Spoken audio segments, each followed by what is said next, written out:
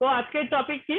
আগের দিন পড়িয়েছিলাম primary evidence. তো আমি আগের দিন দুটো জিনিস বলেছিলাম যে এভিডেন্সের দুটো পার্ট আছে, একটা প্রাইমারি এভিডেন্স, একটা সেকেন্ডারি এভিডেন্স। তো সেকেন্ডারি আজকে আগের দিন আমরা ডিসকাস করেছি প্রাইমারি এভিডেন্স। তো আজকে আমি ডিসকাস করবো সেকেন্ডারি এভিডেন্স। সেকেন্ডারি এভিডেন্স জিনিসটা কি বা কিভাবে হয়। এটা একটু কঠিন, খুব যে সোজা তা নয়, কিন্তু আমি আগেই বলে দিচ্ছি, ঠিক আছে? তো চেষ্টা করো যাতে বোঝা যায়। সো সেকেন্ডারি এভিডেন্স দেখো লেখা আছে সেকশন নাম্বার 63।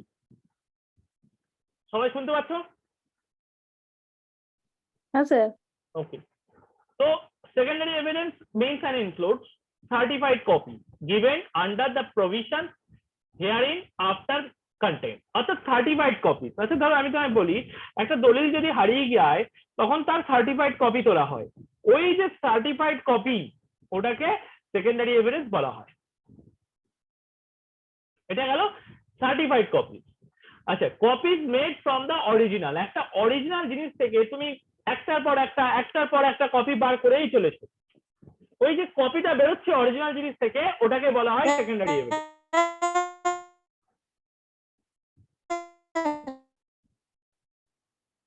আচ্ছা, এরপর যেটা বলছে counter part of the document.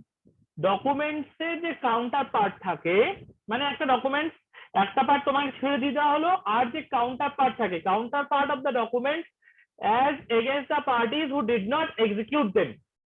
অর্থাৎ কাউন্টার পার্টটা যতক্ষণ তুমি সেটাকে কার্যকারী না করছো, সেটা সেকেন্ডারি এভিডেন্স।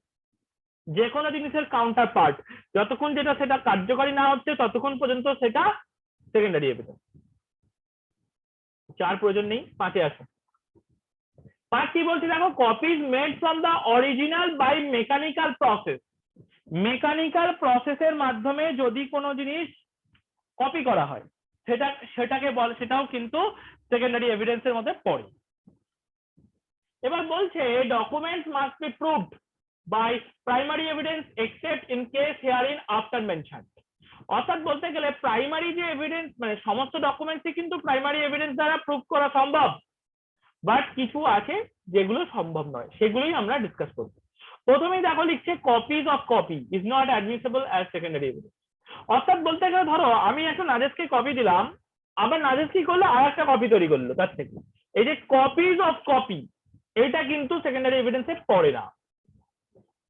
তারপর কি বলছে, counter part of the documents are secondary evidence as against the person who did not execute it.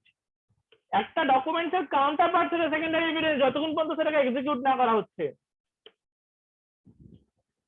Recording evidence is held as secondary evidence. Tape recording evidence, অর্থাৎ কোনো জিনিসের রেকর্ড, ঠিক আছে, সেটা কিন্তু সেকেন্ডারি এভিডেন্সে পড়ে। নেক্সট, তারপরে বলছে ফটোস্ট্যাট। ফটোস্ট্যাট কি? ফটোস্ট্যাট মানে হচ্ছে প্রতিলিপি। ফটোস্ট্যাট কপি অফ ডকুমেন্টস, কোন একটা ডকুমেন্ট ফটোস্ট্যাটের copy is admissible as secondary evidence if it is proved to be genuine. একটা প্রতিলিপি, সেটার যদি কপি হয় সেটা সেকেন্ডারি এভিডেন্সে পড়ে, তবে সেটা যেন জেনুইন হয়, যেন প্রতিলিপিটা যেন জেনুইন হয়, এমন না হয় প্রতিলিপিটাই ফলস, সেক্ষেত্রে সেটা সেকেন্ডারি এভিডেন্সে পড়বে না। নেক্সট, এবার 65 কতটা পড়বে আমি সেটা বলে দিচ্ছি, ঠিক ততটাই পড়বে, ফালতু হাজানোর কোনো দরকার নেই। তো এখানে বলছে secondary evidence may be given of existence, conditions or contents of documents in the following cases. Secondary evidence তিনটে জিনিসের উপর দাঁড়িয়ে থাকে, একটা এক্সিস্টেন্স অস্তিত্ব, একটা কন্ডিশন, একটা ডকুমেন্টসের কন্টেন্ট। এই তিনটে জিনিসের উপরে সেকেন্ডারি এভিডেন্স দাঁড়িয়ে থাকে। যেমন লেখা আছে দেখো, when the original is shown or appears to be in the position of power, অর্থাৎ যখন অরিজিনাল জিনিসটাকে শো করা যাচ্ছে of the person against whom the document is thought to be proved, অর্থাৎ বলতে গেলে যখন একটা অরিজিনাল জিনিস শো করা হচ্ছে of the person against whom, যে ডকুমেন্টসটাকে আমি প্রুভ করব, সেই ডকুমেন্টসটার এগেইনস্টে যদি আমি অরিজিনাল জিনিসটাকে শো করি, তাহলে সেটা প্রুফড হিসাবে গণ্য হয়ে যাবে। এখানে কি বলছে দেখো লেখা আছে, cases in which secondary evidence relating to the documents may be given. অর্থাৎ একটা অরিজিনাল জিনিস যখন আমি শো করছি, ঠিক আছে, অফ দ্য পারসন এগেইনস্ট হুম, একজন পারসনের যার এগেনস্টে documents is how to prove. অর্থাৎ একটা ডকুমেন্টসকে যদি আমি প্রুভ করতে হয় তাহলে তার আমাকে অরিজিনাল জিনিসটা শো করতে হবে। এটা একটা গেল।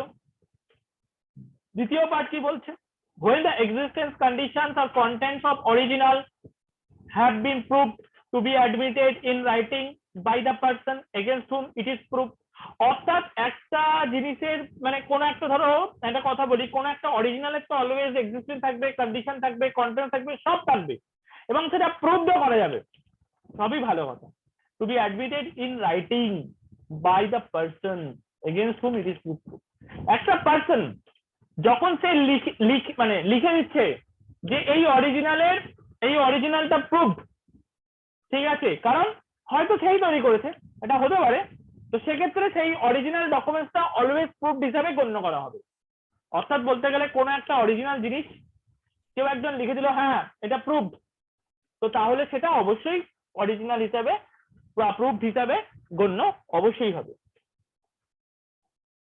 তারপর কি বলছে, when the original has been destroyed or lost, যখন দেখা যাচ্ছে অরিজিনালটা হারিয়ে গেছে বা নষ্ট হয়ে গেছে, or when the party offering the evidence of its content can produce in the reasonable time।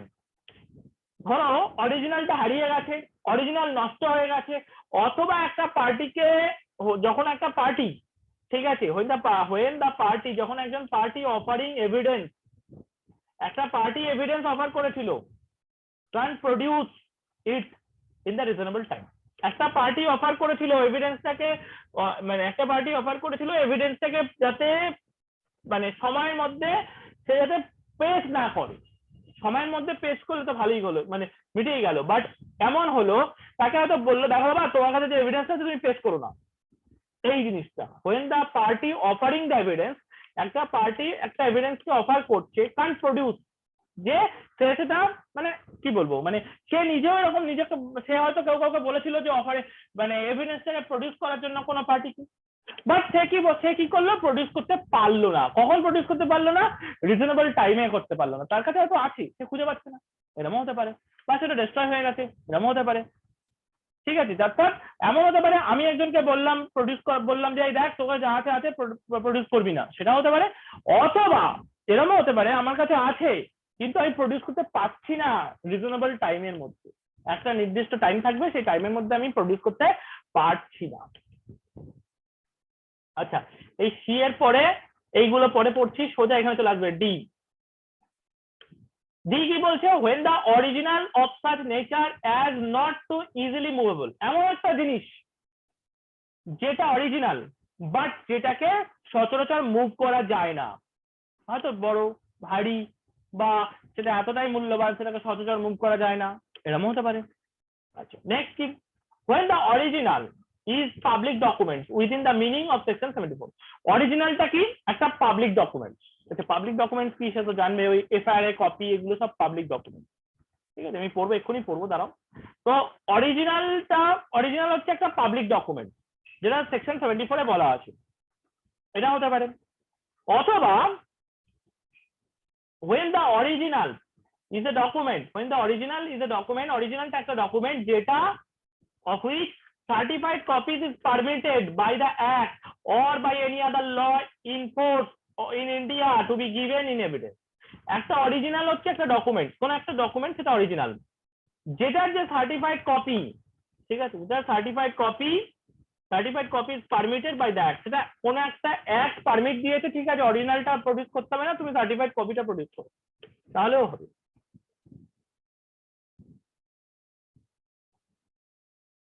এই যে তুমি পড়লে এই পার্টটা দরকার, এই পার্টটা আর আর প্রয়োজন নেই, লাগবে না, ছেড়ে দাও, নিয়ে এখান থেকে আবার পড়বে। In case A C D, এই তিনটে কেসের ক্ষেত্রে any secondary evidence of the contents of documents is admissible. এই তিনটে কেসের ক্ষেত্রে এ সি ডি এর ক্ষেত্রে সেকেন্ডারি এভিডেন্স অলওয়েজ অ্যাডমিসিবল।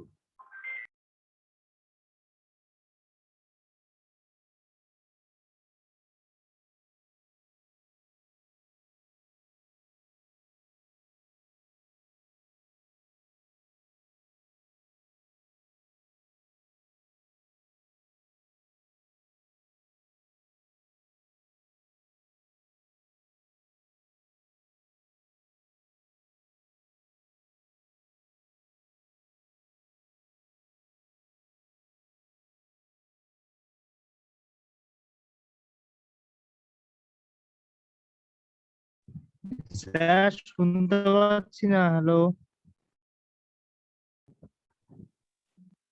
তো এখানে বলছে এ সি ডি এই তিনটে কেসের ক্ষেত্রে অবশ্যই সেকেন্ডারি এভিডেন্স অ্যাডমিসেবল।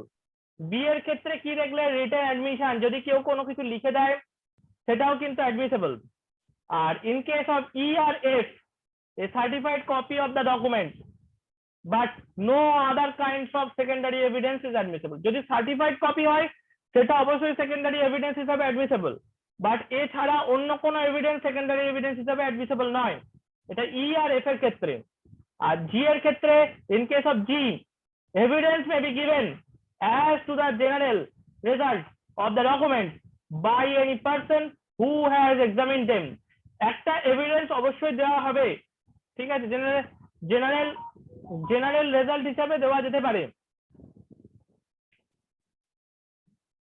একটা এভিডেন্স তোমার জেনারেল রেজাল্ট হিসাবে দেওয়া যেতে পারে, মানে নর্মাল দেওয়া যেতে পারে। কখন দেওয়া যাবে? যে মানে বলতে গেলে হু হ্যাজ এক্সামিন দেম, যে ওটাকে এক্সামিন করেছে, সে এক্সামিন করার পরে যে কোনো এভিডেন্স সেটাকে অ্যাজ এ তুমি কোর্টে এভিডেন্স হিসাবে পেশ করতে পারো। যে ওটাকে এক্সামিন করেছে মানে যে ওটাকে লক্ষ্য করেছে, যে ওটার উপর কাজ করেছে, সে চাইলে ওটাকে এভিডেন্স হিসাবে পেশ করতে পারে। এই গেল সেকশন নাম্বার 65। একটু জটিল বাট চলে যাবে, অসুবিধা নেই। এবার হচ্ছে 65A। 65A কি বলছে? 65A বলছে যে contents of electronic records may be proved in accordance with the provisions of this act। অর্থাৎ ইলেকট্রনিক রেকর্ডের যে কন্টেন্ট সেটা কিন্তু প্রুভড হয় অলওয়েজ, ঠিক আছে, এবং যেটা এই act evidence Indian evidence act দ্বারা always proved. contents of electronic records, ঠিক আছে, may be proved in accordance the provision of this act. এই অ্যাক্ট দ্বারা অলওয়েজ প্রুভ থাকে এবং সেটা সেকেন্ডারি এভিডেন্স হিসাবে পেশ করা সম্ভব। আরো বলছে, এখানে বলছে যে except in case of secure electronic signature, secure electronic সিগনেচারটাকে বাদ দিয়ে if the electronic signature of the subscriber, কোন একজন সাবস্ক্রাইবার তার যে ইলেকট্রনিক সিগনেচার যখন তার এগেইনস্টে অ্যালিগেশন আনা হয়, মানে অ্যালিগ করা হয়, কেউ যদি অভিযোগ করে, is alleged to have been affixed to an electronic record that the fact that such electronic signature is the electronic signature of the subscriber must be proved। যদি একটা ইলেকট্রনিক সিগনেচার আছে, তার একজন সাবস্ক্রাইবার আছে, যদি তার এগেইনস্টে কোনো রকম কেউ অভিযোগ করে, তখন ওই ইলেকট্রনিক সিগনেচারের যে সাবস্ক্রাইবার আছে তাকেই প্রমাণ করতে হবে যে হ্যাঁ এই ইলেকট্রনিক সিগনেচারটা আমার।